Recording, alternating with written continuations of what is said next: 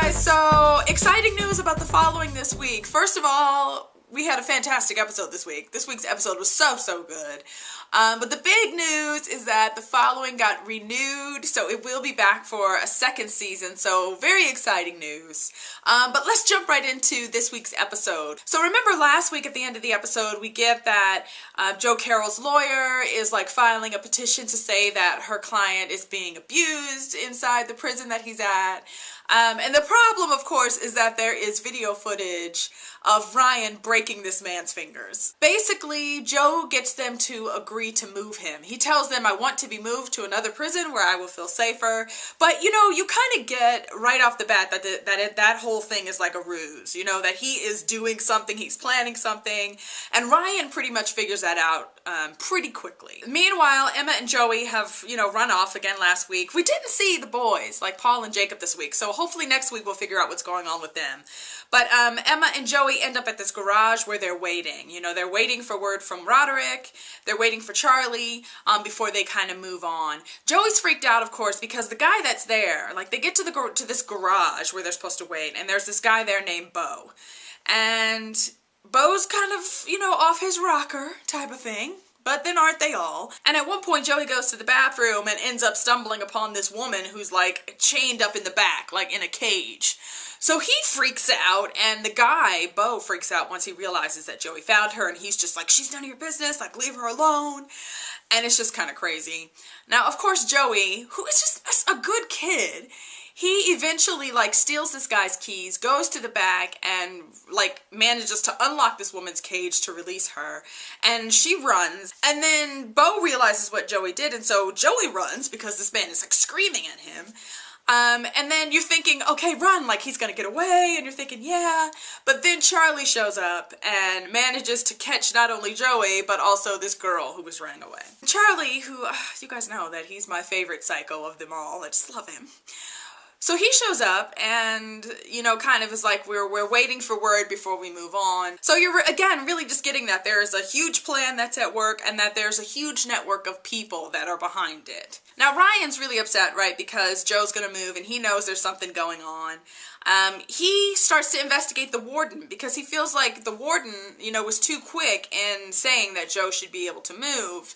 And so basically, they do some investigation on this guy. They find out he's got a daughter. They find out that his daughter is missing. So they get, okay, somehow Joe has this guy's daughter, and that's why he releases him. You know, they follow the warden, but they call Agent Parker, who's with, you know, the kind of convoy that's taking Joe to his new prison. And so, you know, Agent Parker stops the convoy, gets them to open up the thing, and of course, Joe is not there. And we saw them put him and lock him in the thing, but they figured out some way to get him out. He's not in there. Turns out that he was with the warden, and the warden handed him over to his lawyer. This poor woman who has just been like, you know, scared out of her mind, right? So she drives him somewhere, and all I kept thinking while she's driving him is, woman, do you get that your escaped client is like a psycho killer? Like how many people he's killed? Why are you okay being with him? Like you should be way more afraid for your safety right now. Like you should totally not be in this position.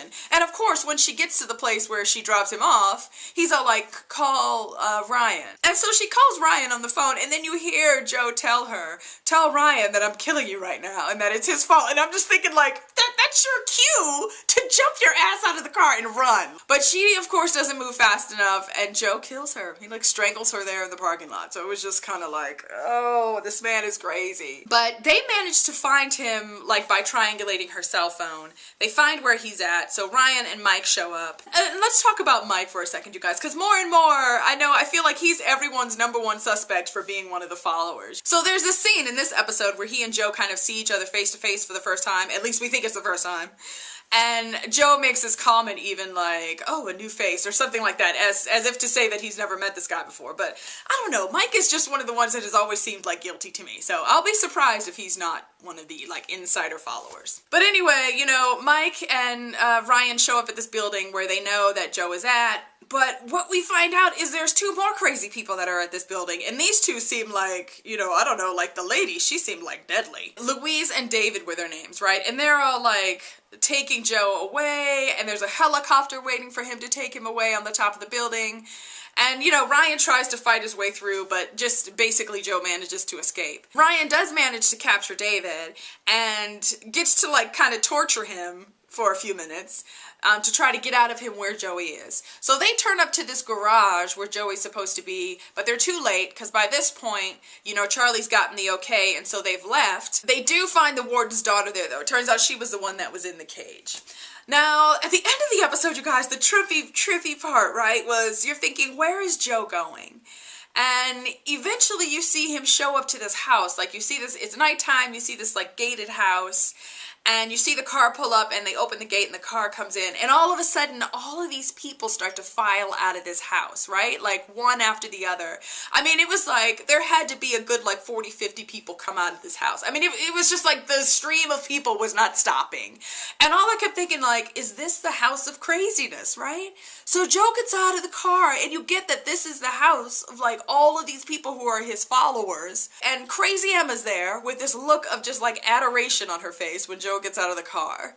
And he, like, beckons to her to come to him, and she runs into his arms, you know, and you get that this woman just completely worships him.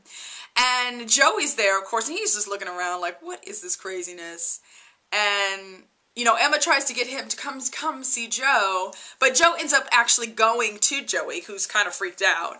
And, you know, you see this interplay between the two of them where Joey's just like, I know you, you're my dad. And you get that Joe's really moved by that. And the plan, right, was for Claire to be there too. And it just makes you wonder, like, what's going on in Joe's head? Does he really have this whole kind of, like, psycho plan to have his family back together again? Even if that means he has to, like, kidnap them and bring them, you know, to where he's at. It was just crazy, you guys. I was like freaked out by the end when all those people were there, because it was just like, how many people are a part of this like crazy plan? A lot, from the looks of it. So yeah, you guys, this was a really good episode. Very fast-paced. There was lots going on. I really enjoyed that. The thing I'm loving about this show too is that from when it started, I think until the season finale, there are no breaks.